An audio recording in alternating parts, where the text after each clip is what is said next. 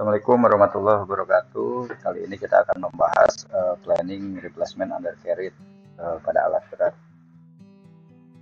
Ini ada beberapa dasar untuk kita bisa membuat planning undercarriage ini. Pertama ada populasi unit, part number undercarriage, historical undercarriage, planning sama summary ordernya. Pertama kita mapping dulu populasinya masing-masing tipe unit yang ada di tempat kita bekerja. Contoh ini untuk bulldozer, ekskavator 470, ekskavator 350, dan ekskavator 200 yang kami mapping di tempat kami. Terus, lanjut untuk sheet berikutnya, ini ada part number undercarriage, ini penting juga untuk kita mapping. Di sini ada model, terus part number, part name-nya juga, sama quantity yang tidak kalah pentingnya. Kita harus mapping dan pastikan betul-betul sudah sesuai dengan tipe unit yang ada di tempat kita. Bulldozer 450, 350, dan 200. Terus lanjut di sheet berikutnya, ini ada historical undercarriage. Historical undercarriage di sini kita cantumkan target lifetime per masing-masing item pada undercarriage. Ada current lifetime, presentasi pemakaiannya juga, hours to run, dan penggantian undercarriage. Ini yang penggantian undercarriage pertama, kedua, ketiga, keempat, dan berikutnya.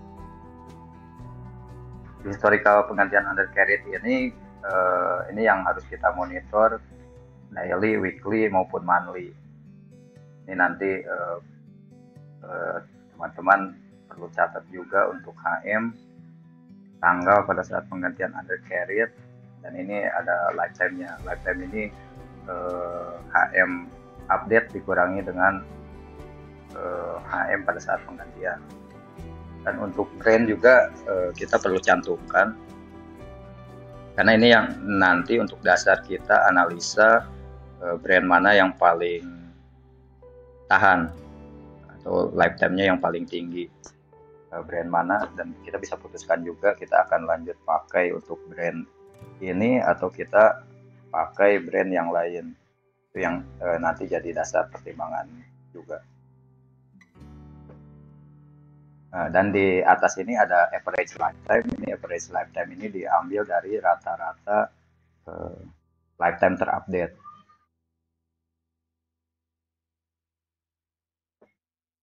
Terus setelah historical ini duduk datanya, baru kita masuk ke sheet planning ini. Sheet planning juga ini kurang lebih untuk source datanya atau sumber datanya. Ini kita mapping tipe unitnya, pin kode unitnya. Ini untuk site ini lokasi site kita. Terus HM juga, ini HM terupdate. HM terupdate ini kita ambil dari sheet populasi. Jadi teman-teman nanti tinggal rutin update di sheet populasi ini. Kita pakai VLOOKUP apa aja. Terus untuk last replacement ini yang kita update dari historical undercarriage. Ini ada brandnya, HM, sama tanggal penggantian. Terus untuk target lifetime ini biasanya kita sesuaikan dengan kondisi di site, karena biasanya untuk di site batu bara dan nikel itu berbeda untuk lifetime-nya. Batu bara biasanya lifetime dia lebih panjang daripada nikel. Terus ini usage monitoringnya juga, ini presentasi lifetime berjalan. Nah, terus di sini masuk untuk schedule replacement undercarriage-nya. Ini day-nya, day ini dalam arti berapa hari, estimasi berapa hari lagi kita harus ganti undercarriage. Seperti ini ada 67 hari lagi, Ini ada 99 hari lagi. Terus ini HM-nya. HM ini kita buat HM last replacement ditambah dengan target lifetime-nya. Nah, muncullah di sini HM-nya untuk rencana penggantian berikutnya. Dan ini ada tanggalnya juga. Terus ini percentage by HM ini sama dengan usage monitoring di sini.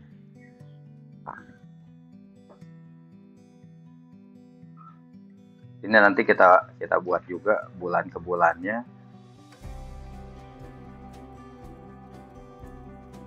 Di sini kita bisa dari data ini kita bisa tentukan mana yang harus kita prioritaskan untuk dilakukan penggantian undercarriage berdasarkan lifetime. Di sini hanya berdasarkan lifetime saja. Nah, untuk pertimbangan berikutnya kita bisa juga komparasi dengan data pengecekan undercarriage. Karena apa? Contoh jika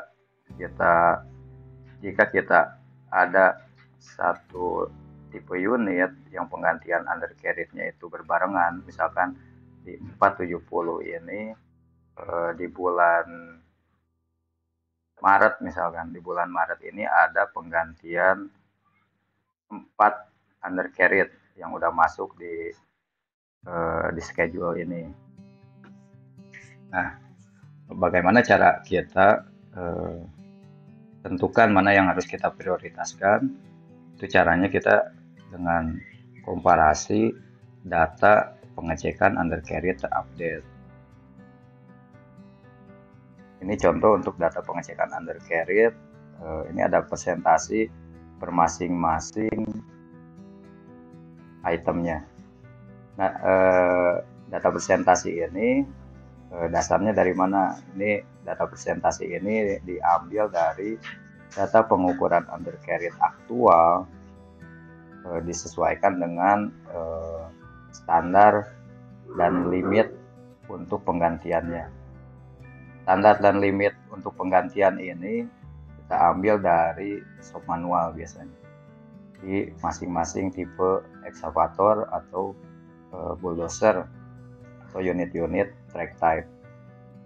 Di shop manual biasanya tercantum untuk standar per masing-masing item dan untuk limitnya, limit keausannya. Nah, itu bisa muncul nanti untuk presentasinya. Data ini juga yang nanti jadi pertimbangan teman-teman untuk menentukan mana yang harus diprioritaskan terlebih dahulu dilakukan penggantian undercarriage.